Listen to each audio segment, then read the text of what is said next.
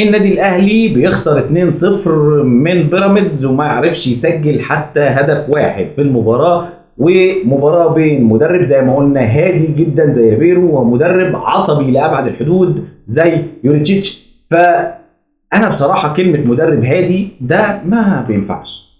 الكوره غير دكتور السنان والصيدله والطب والحاجات دي كلها، انت راجل مش قاعد على مكتب، مش لا انت الكوره حاجه تانية خالص. وبالتالي انا مش شايل المدرب لوحده زي ما في ناس بتحاول توصل لك فكره ان المدرب هو كل حاجه. لا، المدرب وصلك للجون في اوقات مباريات فاتت، ومع ذلك اللعيبه بتضيع هجمات سهله جدا زي كره اليو ديانج النهارده في النادي الاهلي وكره محمد شريف، ومباراه الغزل قبل كده ضيعوا اهداف كتير. فبالتالي الكل غلطان، ما تشيلش المدرب لوحده ولا اللعيبه لوحدها. اللعيبه دي بتضيع هجمات وفرص سهله من ايام موسيماني وكولر والنهارده مع ريبيرو. تمام. هل بعد كده ريبيرو هو اللي صح واللي غلط؟ لا، الكل غلطان، ريبيرو كمان غلطان. ما هو حضرتك لما تكون مدرب طريقتك في اللعب وفلسفتك في اللعب البيلد اب من تحت وبين اللعب من تحت ومش عارف تطلع بالكوره من تحت قدام بيراميدز، يبقى دي مشكلتك مش مشكله اللعيبه. ما هو حضرتك لما كل لعيب من بيراميدز راجع مع لعيب من النادي الاهلي طالع معاه المان بتاعه بيضغط عليه عشان يقطع الكوره، وانت ما توجدليش حل، اما انك بتخلي بقى لعيب جناح ينزل في وسط الملعب يستلم يعمل زياده عدديه بيحس ان يطلع عليه بالكوره ويبدا يلف ويطلع بالكوره نزل فاضي. دي بقى شغلتك مش شغلتي. انا شغلتي ان اقرا اللي انت عملته واوصله للمشاهد، اقول له ان المدرب عارف يطلع بالكوره علشان كذا كذا كذا، انما انت ما عملتش ده وانت من اصحاب المدرسه دي، فبالتالي انت هنا غلطان. ثانيا، واحد زي ريبيرو الشوط الثاني ما جاش، ما فيش كوره واحده. لما بنتكلم على معيار المدرب ازاي يوصلك للمرمى، تمام، ومع ذلك انت ما وصلتش غير الشوط الاولاني والشوط الثاني عطلت فيه تماما، ما وصلتش للشناوي بتاع بيراميدز للمرمى خالص، فانت هنا اللي غلطان.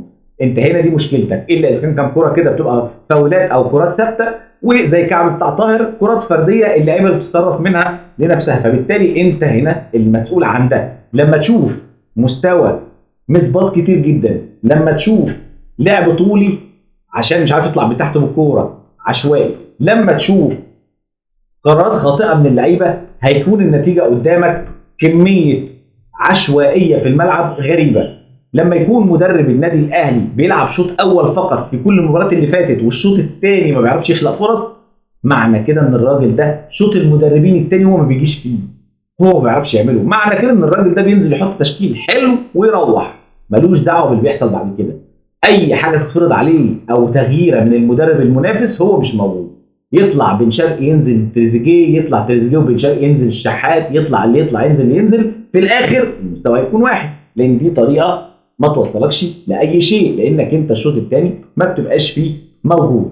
لما ينزل بيراميدز ضغط عليك من قدام وانت كمان بتضغط عليه من قدام، لكن انت بتحلق بس، لعيبه النادي الاهلي بتحلق بس، فيبدا يطلع فريق بيراميدز عادي جدا باريحيه بينضم من تحت او حتى يلعب الكرات الطوليه على فيستون مايلي اللي بيحاول يستلم الكوره ويلف يمين وشمال عشان ياخد الفاول ويتلعب ويجي جول زي الاولاني، تمام. او اما انه بيضغط عليك من قدام فيقطع الكوره فياخد الكوره في وسط ملعب النادي الاهلي ويبدا هجمته هنا زي ما حصل في الجون الثاني لما اتقطعت ناحيه اليمين واتعمل القطريه ناحيه محمد حمدي العكسيه الشمال وبدا عمل عرضيه عاديه جدا. وبالتالي هنا خط الدفاع كمان مش موجود، وخط الوسط، خط الوسط اللي بتلعب فيه بشق هجومي كامل جدا، فتلاقي اليو ديانج لوحده شايل وسط الملعب لان تريزيجيه وبن رمضان ارتدادهم ضعيف، فواحد زي اليو ديانج هيقابل مين ولا يقابل مين؟ فبالتالي كمان خط الدفاع زي ما قلنا ما جاش. ليه؟ خط الدفاع النهارده في الجون الاولاني الكره اتلعبت فاول وبعد كده ارتدت من العارضه، كان اشرف داري بيطلع لقدام واحد زي الكابتن بيخش على المرمى يحط جون، فتلاقي الوضع الطبيعي في الشكل ده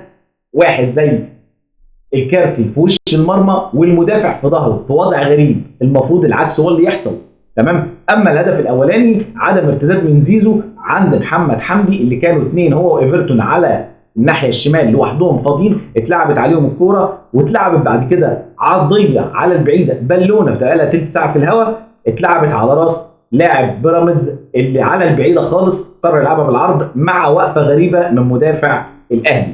الوقفه دي بايدك ورا ظهرك ده وضع تشريعي لا يدل على انك جاي في الملعب، انت هنا مش موجود، ده وضع تشريعي هيخليك تعرف تنط تلعب بدماغك ولا هيخليك تعرف تتحرك او تعمل اي شيء، تمام. فبالتالي الوضع ده انت خرجت نفسك بره الجيم، لعب الراجل بالعرضيه بالراس فاتلعبت على الكارتي اللي برضه في وضع تشريحي، المدافع اللي معاه غريب جدا انك انت في ظهر وليد الكارتي وهو مواجه للمرمى. الكلام ده لما يكون العكس، واحد زي الكارتي ظهره المرمى يبقى انت في ظهره، تمام. انما بالمنظر ده لما يكون الكارت في وش المرمى وانت واقف في ظهره فانت برضه بره اللعب. اتنين لعيبه مدافعين ما عملوش اي شيء وكانوا بره اللعب تماما. في النهايه اللي اقدر اقوله لك ان ريبيرو غلطان واللعيبه كمان غلطانه، ما تشيلش غلط لواحد بس دون الاخر. كمان في ناس بتحاول تشيل مجلس اداره اخطاء، فين بديل وسام، فين بديل علي معلول، فين بديل الباك يمين اللي يجي يركب بس على محمد هاني، فين خط الدفاع القوي جدا. كل ده الجماهير بتتكلم عنه. في النهايه الاهلي قادر انه يكمل، لسه احنا في بدايه الموسم، لسه في رابع اسبوع تقريبا. بيراميدز مكمل، الاهلي مكمل، الزمالك مكمل، الدوري بين الثلاثه بيولع.